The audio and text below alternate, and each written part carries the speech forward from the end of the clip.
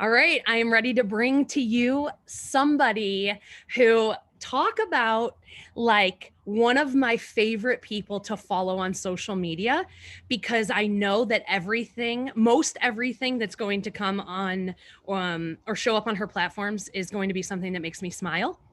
I love, and you can correct me if I'm wrong when I say this, but I love that you have the ability to just kind of laugh at life and be like, I'm going to take it as it comes, and this is who I am. And I think that's really refreshing, especially in the world today, as we are all, it's heavy.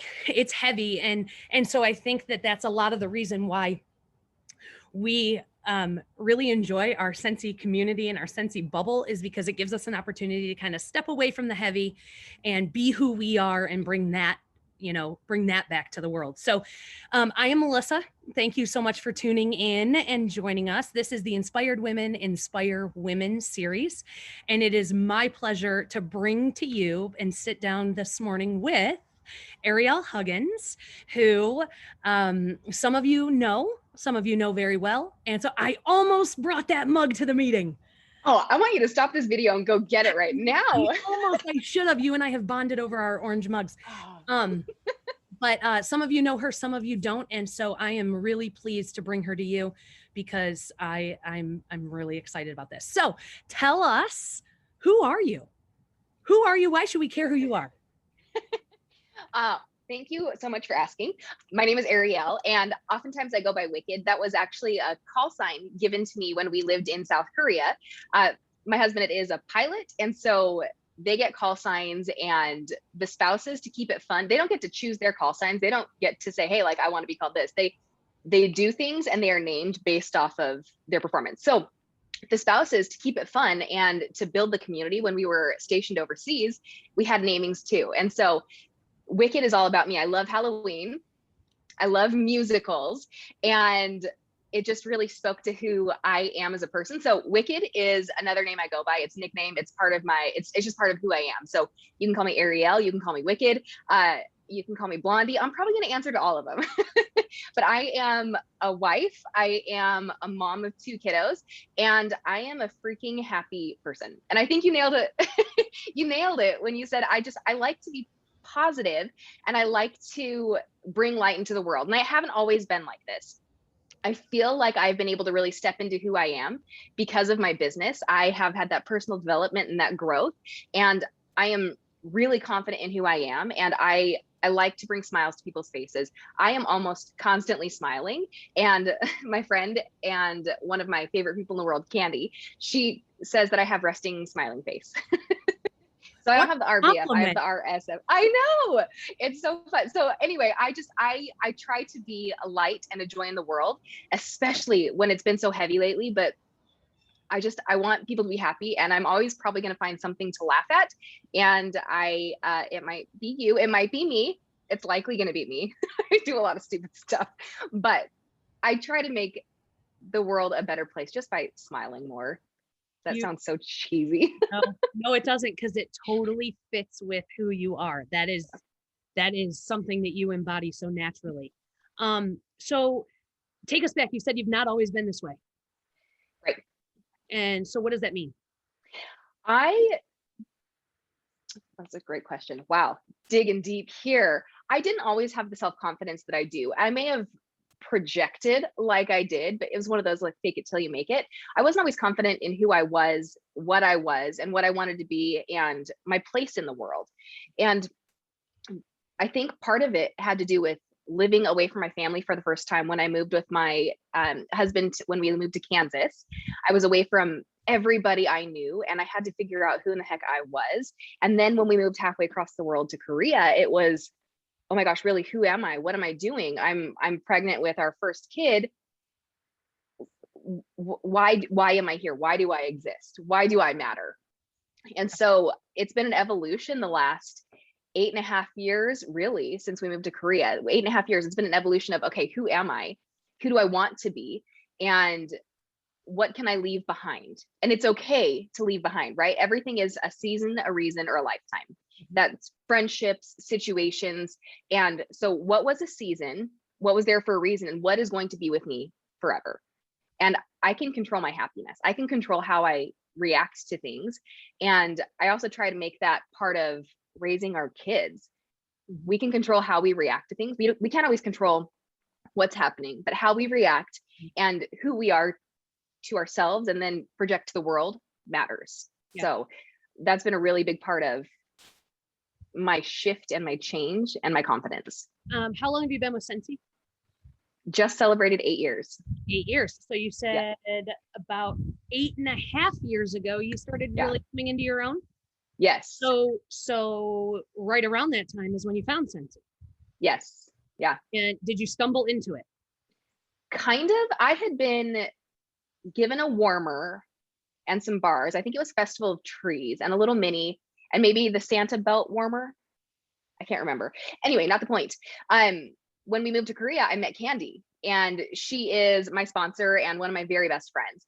And I was just buying from her. And so I saw how happy it made her. And I realized that scent changed my mood, changed everything. And I had already dabbled in a direct sales business and it wasn't going well. And I wasn't happy with it. But I saw the light, if you will, the warmer turned on, and I took a chance. And I have no regrets. Yeah. And I think that you probably, if you looked back 8 years, you probably have evolved even more into somebody that you were like, I mean, I always kind of thought I had potential, but 100%. Who I am today is testament to the journey that I've been on. And not only, I mean, you've had quite a journey, literally and figuratively, like, I mean, Korea, Kansas. Where do you live now? We live in Arizona. So you live in Arizona. Yep. And is that where you are staying put? Is this another temporary location? I mean, every location is temporary for everybody. We never know where we're going to. That's true. But is this This is for the foreseeable future. As far as we are planning, we're not going to move. I'm done moving unless it's to like some homestead somewhere where I can have acres and we can do whatever we want, live off the land to a point. I do need to have some, nice amenities, but we love this house. We just bought it over a year ago and we've been renovating, remodeling, and it's becoming the place we want to be. I used to want to go out and do things, and anymore, I just want to hang out at my house. Yeah. Because I love this space. We have created an incredible, welcoming, warm space for ourselves. Well, and that's kind of cool because that happened through a pandemic. So we were kind of forced to be at home anyways. Yeah. And so it's good that you can create a space where you feel like, I don't need to go out. We're kind of the same way. We're like, man, when we are busy, so when we're able to be home, we really enjoy being home. Okay, so tell me your kids. So you were pregnant. Give me kind of that timeline. You were in Korea. You went to Korea pregnant. Yes. Where was Korea in your Scentsy journey? Before? No. Okay. So I got pregnant right before we moved to Korea. It was May of 2013. We moved to Korea in June of 13. And then I had my daughter in January. I joined in September. So between May and September, it's when I really honed in on Scentsy and started my journey. And then, so my kids have never not known Scentsy as my business, as what I do. So that's been really cool. They can see that I work. Sometimes it's a hard delineation of like, oh, mama's just playing in her office. She's having a party. I've had to work really hard too, to set those boundaries and stop myself when it's family time versus home time. But they've never not known me to have this business. And so they've always been helpful. That's a misnomer. Kids aren't always helpful. They've always wanted to help me, I should say. So that was the journey. I had my first kid and my daughter in January of 14. And then I had my son in August of 15. Okay. And both of them in Korea. And then we moved back to the States in June of 16. So we were there for just shy of 3 years.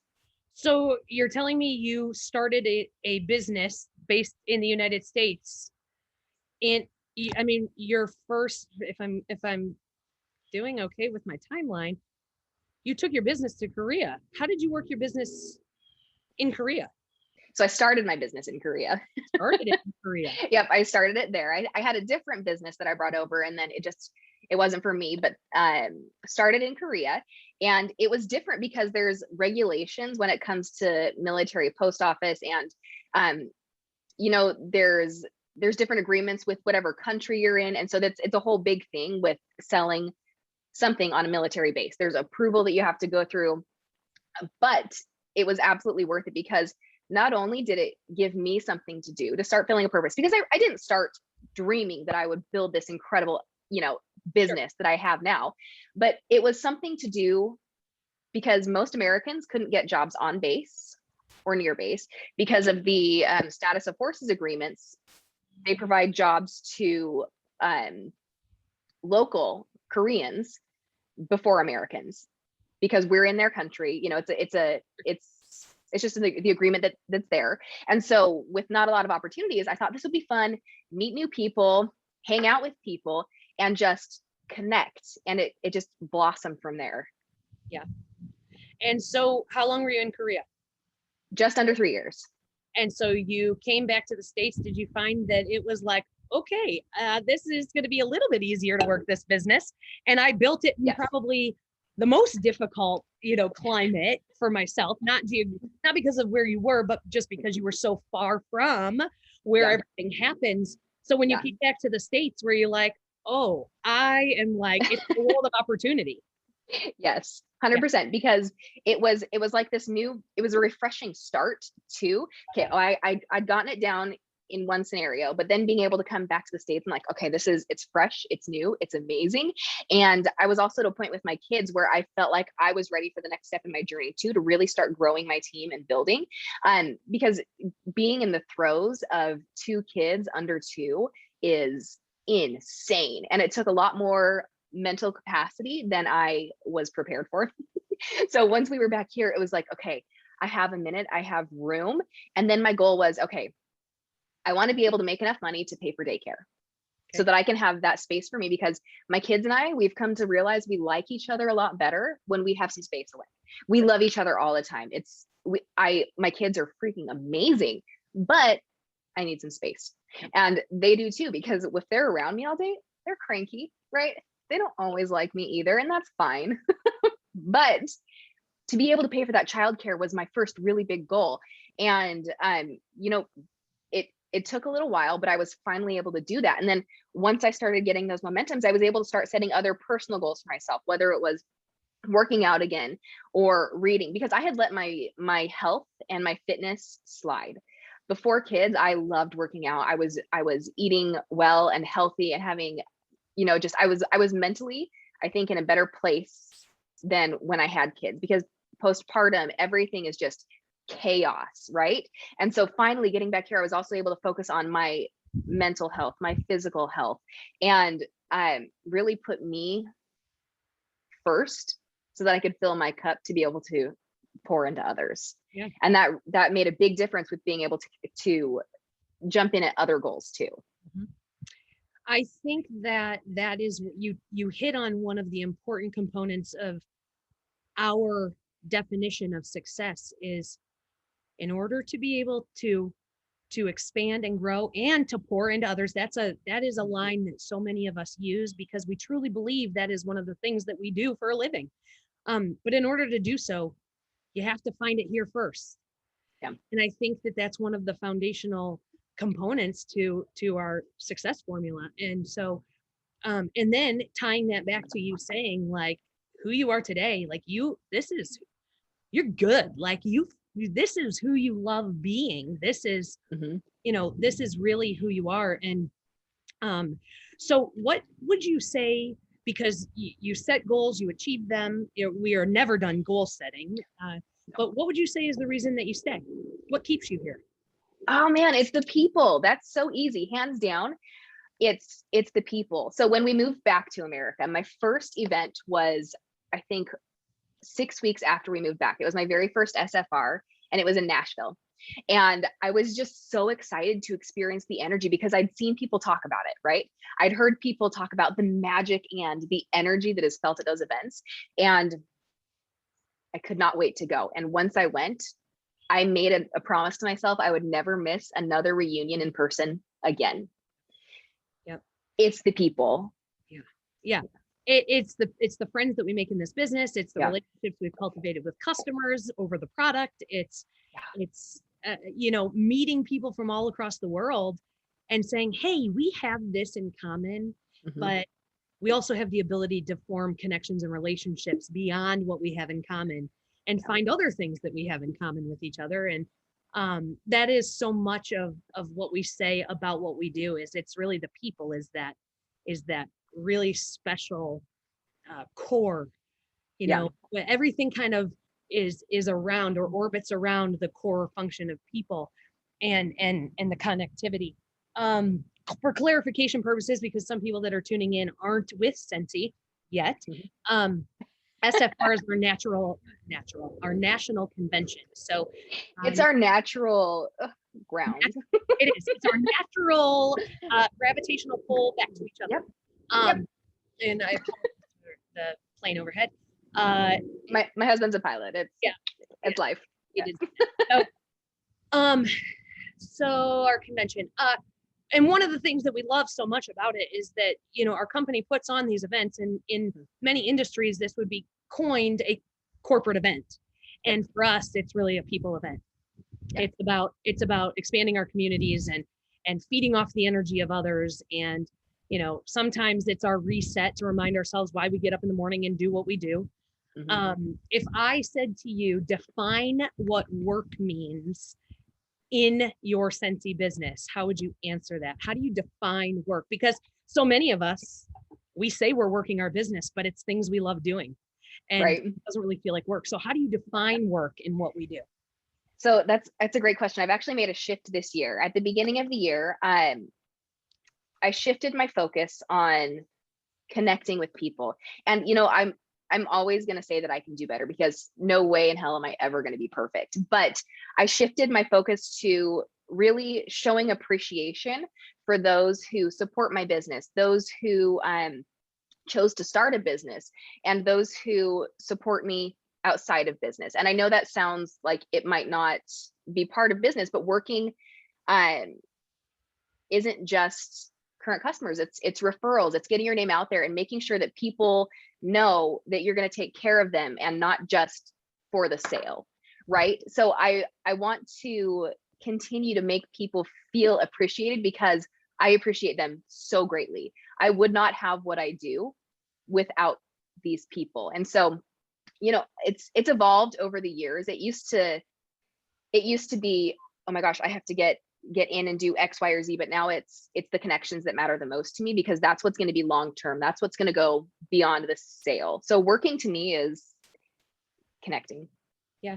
Connecting. Simply put. Yeah. And at different points in different life cycles of our business. I mean, there's many different avenues that need us. There's many different things. I mean, one day I might need to sit and work on the parties that I have open, or we call them parties, but the group orders that we have open. And some days we need to connect with our team and make sure that they're supported. And sometimes we have leadership obligations that, you know, we help contribute to. And so work, though, that's all work. When I say I've got to go to work or I'm working, it's all of these things. And it's a really cool thing to say, I work, but I love what I do. It's different every day. 100%. Okay.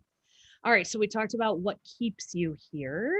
And have you had a funk in your business? Have you had to pull yourself out of? Yes, I have. Okay. Could you help? Yeah.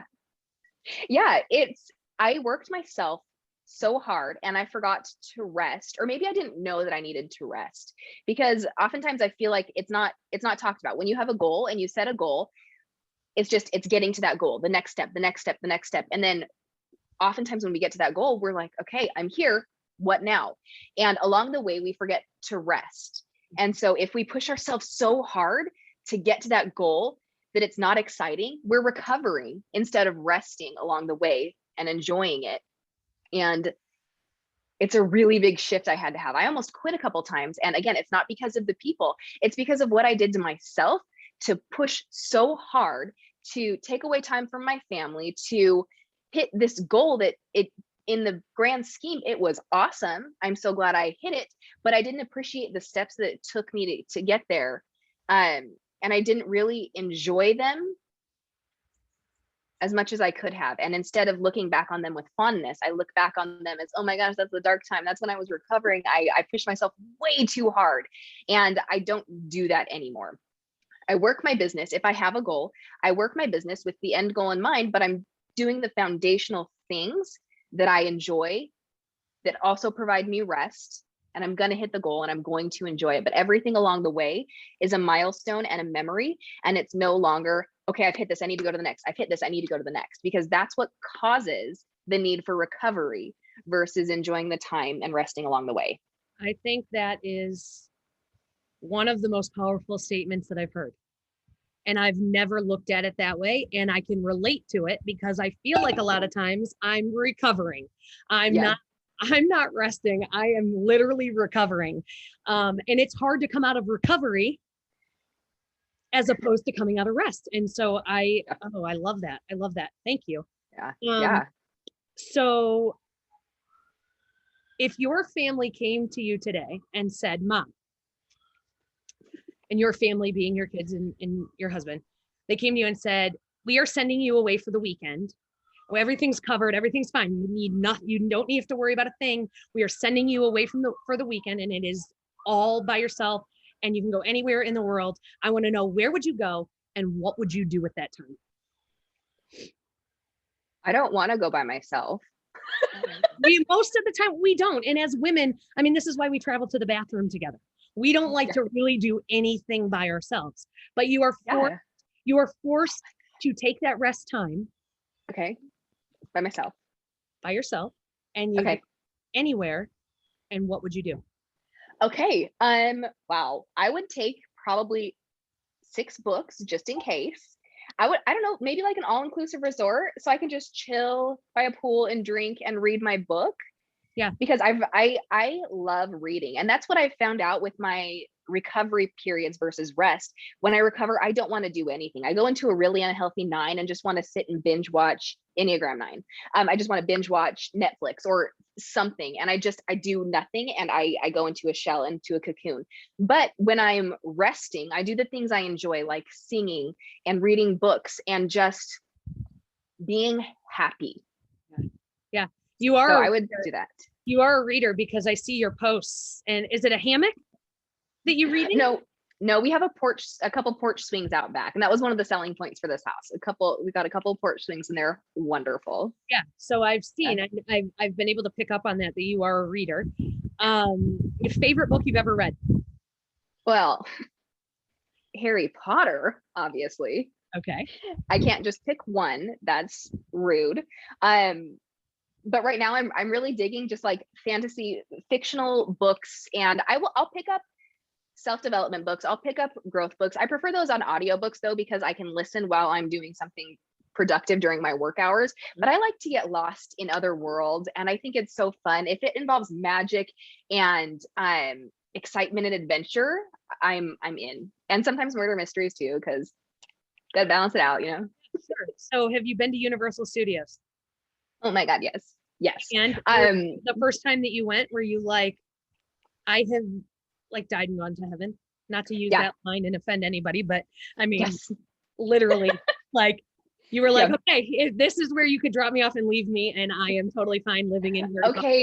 Okay, maybe I'll try. But okay, so I would want to go, but with friends, because I love experiencing that joy and fun with other people. But yeah, the first time we went for my 30th birthday party and another friend. There were just, I think, 5 of us who went, and it was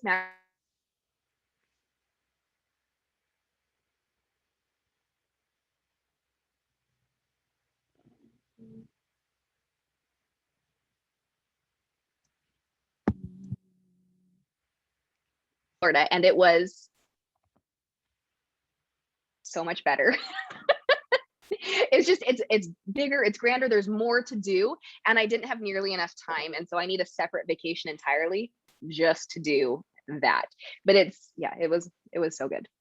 Oh, that's awesome. So, what was I going to say to that point? I had it and I lost it. In Uh, there. no, I lost it. So I'm going to Shoot. totally switch gears. Okay. Okay. So we know where you would go. Oh, I do know what it was. We, by nature, because we've become so accustomed in this business to doing things together, we travel together, we train together, we go to conferences together. We're so accustomed to use that part that is kind of innate in us, in women, to be around each other and feed off of each other's energy. And so that's why that question is often difficult when I say you have to go somewhere alone, because we actually don't choose. We really don't choose to do things alone because we are so happy surrounding ourselves with most often the right people, sometimes not the right people. And you find that out season or a lifetime. Yep.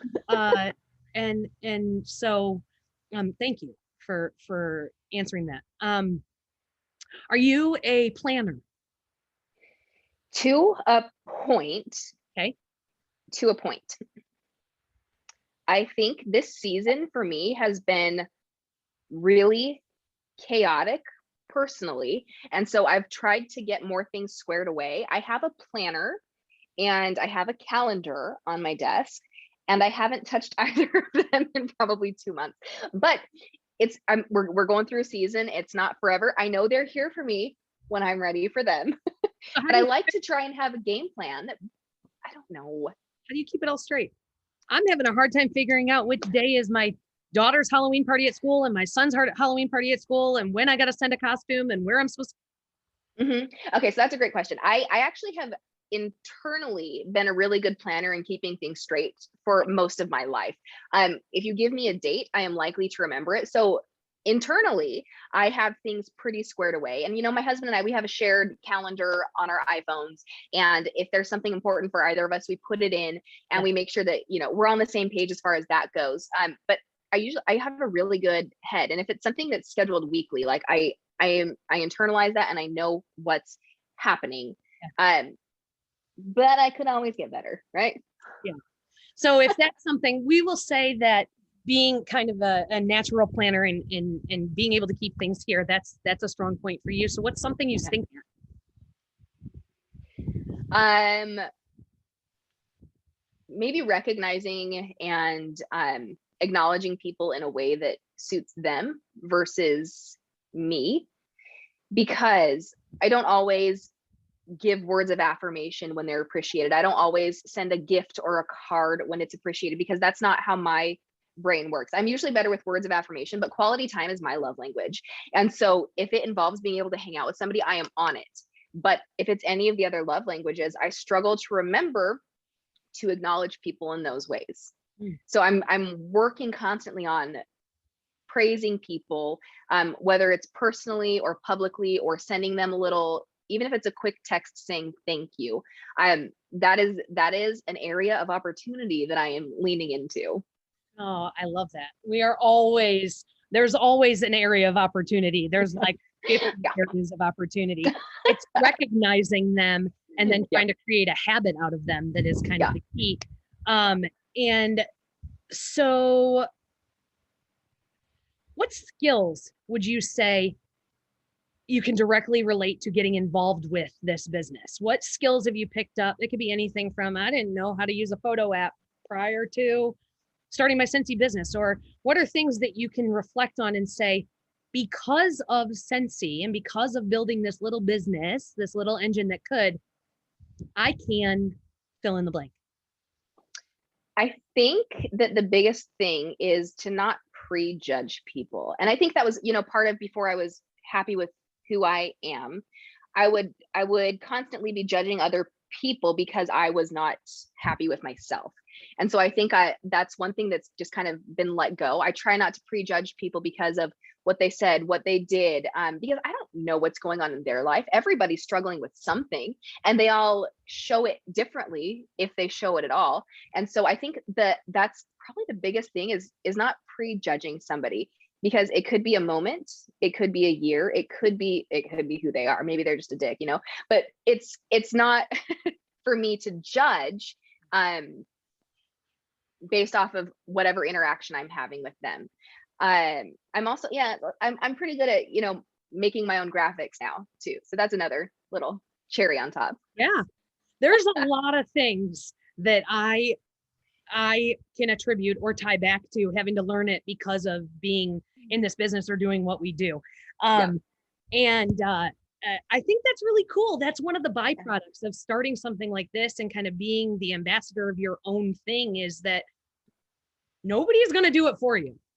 I mean, you might find somebody that might do something for you once, but being able to learn and being able to grow and to never stop learning and growing.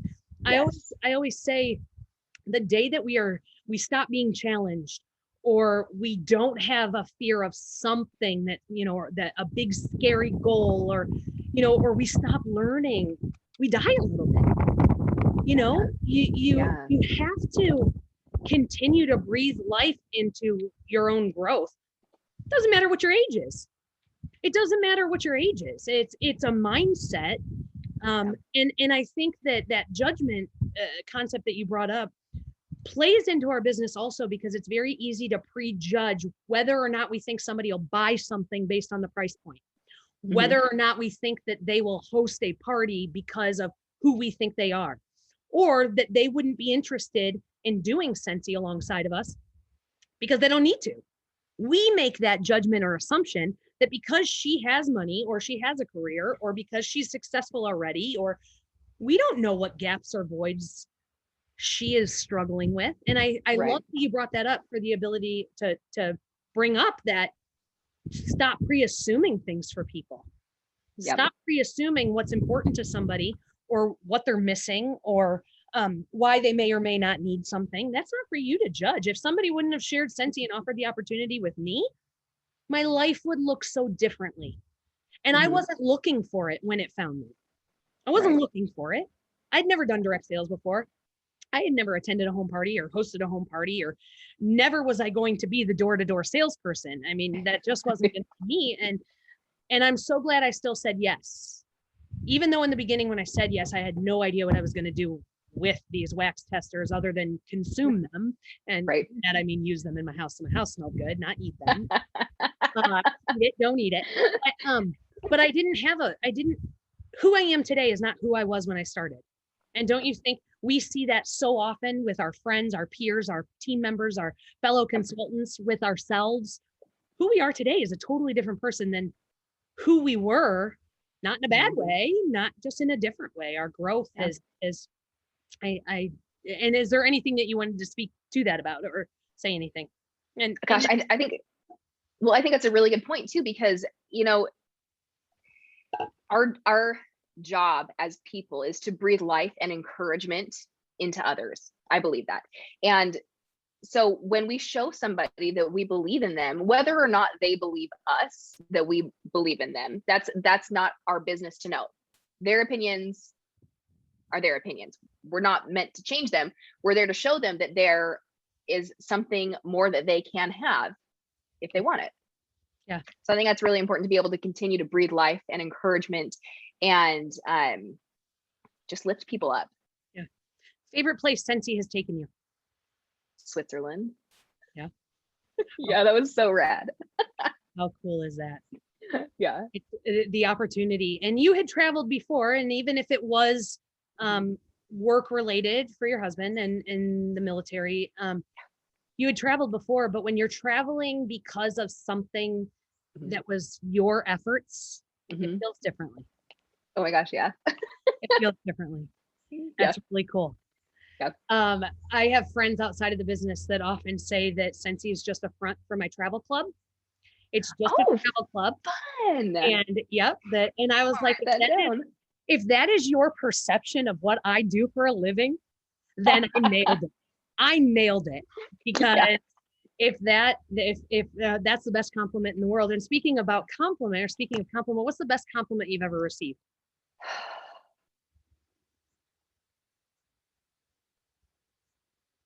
Man, so that's hard. So it's much like embarrassing moments or negative comments, I try not to remember what was said because I focus on the feelings that it gave me.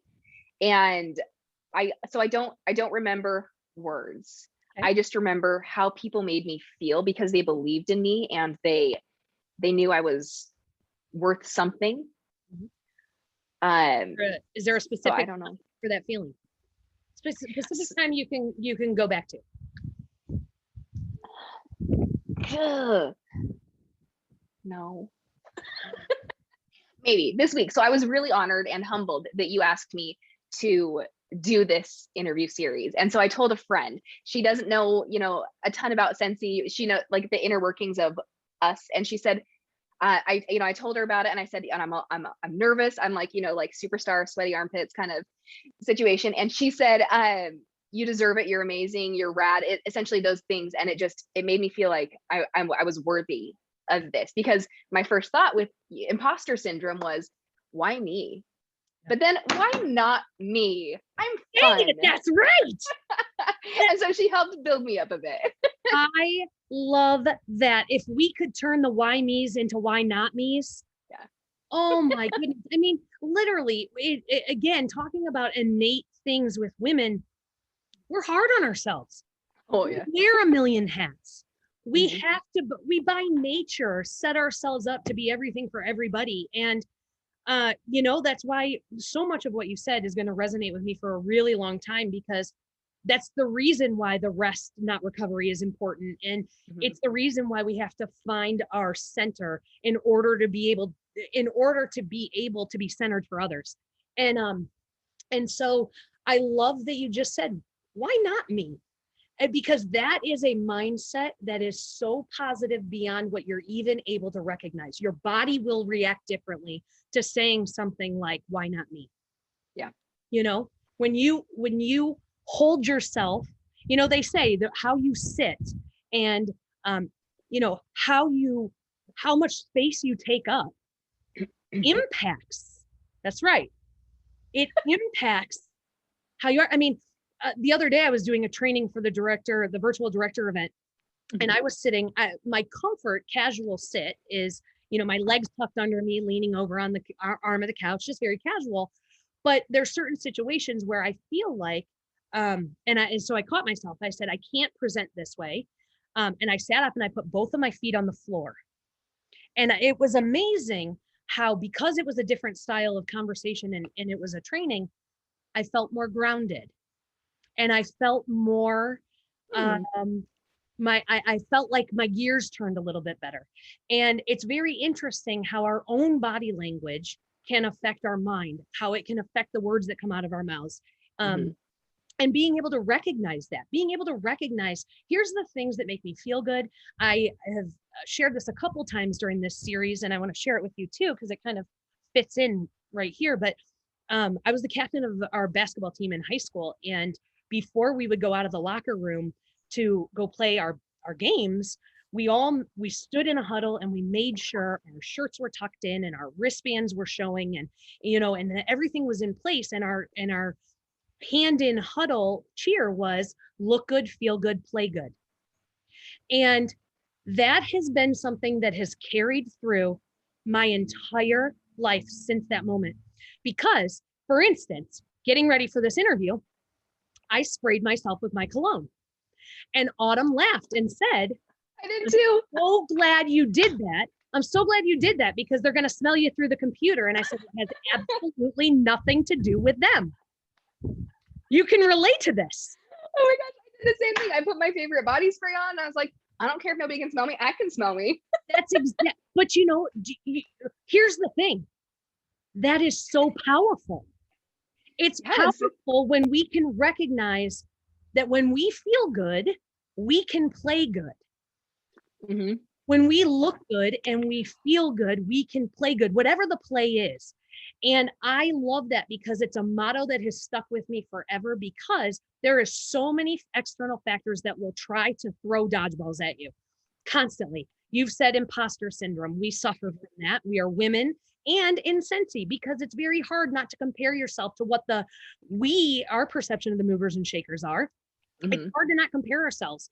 And Yeah. it's even harder to get to a place where you're like, she's good at what she does, and I can be good at what I do. And Yeah. we can come together, and she can bring her skill set and I'll bring my skill set, and we can go down the road together. We don't have to compete. And that's another thing that speaks to our community and culture here, is that though we're competing consultants, realistically, because I could sell Scentsy to your customers, you could Right. sell to mine, but that isn't our culture. Mm-mm. It's not our culture to compete and be cutthroat, Mm-mm. because we're better together. We're better together. Do you have kind of a slogan, something that has stuck with you, something that maybe you tell your team? Oh, well, so part of my team name is Nomad Tribe, hashtag it's your move. It's always going to be your move. You get to choose what you do, how you do it, how you want to run your business. If it's a hobby, if it's a full-time thing, it's your move. Mhm. Just make it. Yeah, I love that. And that's positivity right in the team name, right? Like, yeah, Punch you in the we face. don't we don't really have room for much else other than positivity. So, but the people that are going to rise to the top, and I don't mean that top of the compensation plan or top of the company. I mean our team members that really show up and rise to the top. Mm-hmm. That's going to happen naturally. And the ones who the journey isn't cut out for them, they will unfortunately sink to the bottom. And and all we can do is be there to show them their potential and show them what's possible. And I think we do a pretty good job of that. I But agree. we do a good job of that because collectively we Yep. can work together. You could call me and say, Melissa, could you come on and do a training for me? And I would feel very comfortable coming to you and saying, I really need your expertise. And so what would you say you're really good at in your business? This is an interview. No, I'm just kidding. What would you say you're like, and maybe you kind of answered that in, really focusing on connecting with people. Maybe you touched on that, but I also try and find the silver lining in the situations too, because crap happens, right? We're dealing with port situations right now, but it's not our fault. It's not Scentsy's fault. So we just need to figure out how we can pivot and keep going. But I try to see the light from all angles. And it only works when I'm in a healthy place with myself. So it goes back to taking care of myself so that I can present that to everyone. Does that make sense? yeah, Yeah. it makes sense to me, but you and I speak a lot of the same language. So of course it makes sense to me. But tell me things that you love. What do you love? Oh, coffee, water, working out, hanging with my kids when we all like each other. Yeah. Caveat, reading, singing. I really like my husband a lot. And so when we get to spend time together, it means the world to me. Mhm. Hanging out with friends, and like I said, quality time is my love language. And so if it involves hanging out, Mhm. I'm there. I'm in it. So Yeah. and hanging on the porch swing. I just love chilling, going on trips with my friends, hanging out with my family who doesn't live locally. I love people, but I also love not peopling. Mhm. That's good. That's really good. You can recognize that. Yeah. Yeah. Um, do you think that because you're able to acknowledge, and this isn't a leading question, I want you to answer how you want, but do you think that because you're able to acknowledge the things that you love in life, that's a lot of where your zest comes from? That you're able to recognize things you enjoy, you're able to take that time to criticize a little less and Yeah. dive in a little bit more. Yes, and it's also made saying no easier to things that aren't a hard yes. It's got to be a no, because I can't keep giving of myself, because in those recovery in the recovery periods, I found that I was saying yes to too many things and it wasn't bringing me joy and happiness. And so I've had to say no and learn to be okay with it. And that has helped me focus on the yeses and why they are yeses and leaning into that. Yeah. Do you have a favorite word? I say rad a lot. I love that. I love that. That's so, is that kind of Kimmy? of you? It feels a little Kimmy of me. We say that because if any of you know, and if you're offended by this association, please tell me. But she does have a little nickname of Kimmy Gibbler. If any of you, if that dates back to any of your guys' days, it dates back to mine. Yep. But I love that, rad, because a lot of people don't use that word, and that's cool. Anything that you, gosh, talking to you is so simple. Time has flown. Time has flown.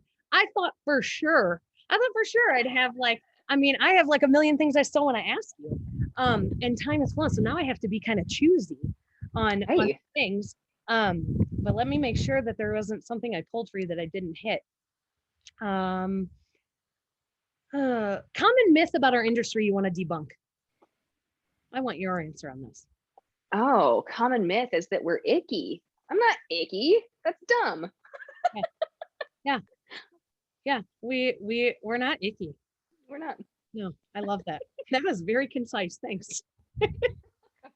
You had questions we got to get through. So. Well, the part is true.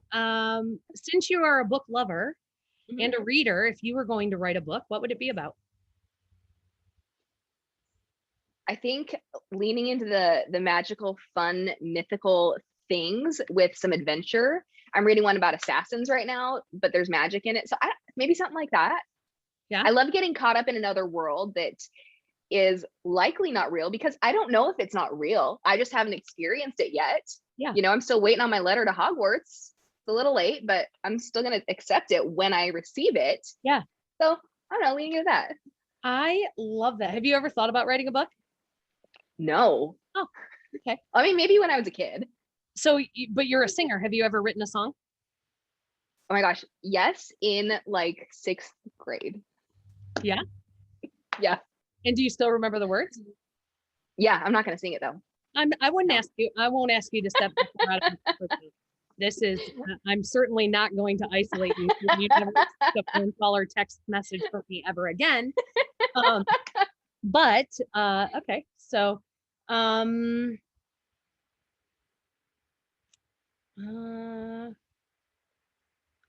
if you could be remembered for one thing, what would it be?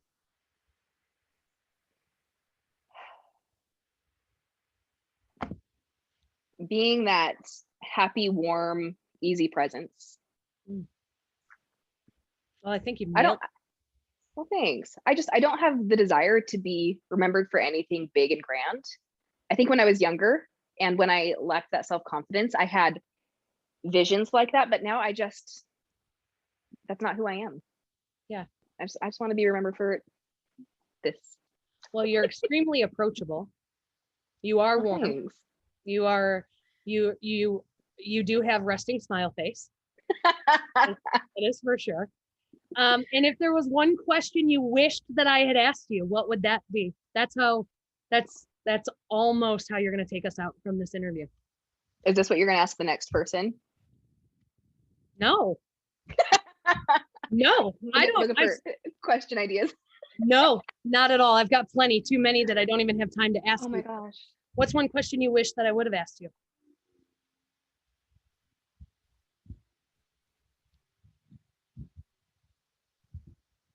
Nope, don't like that question. I don't know. I feel like you said this conversation was easy and it was fun and we hit on some really good stuff. I don't know what else I would want to be asked. The end. Period.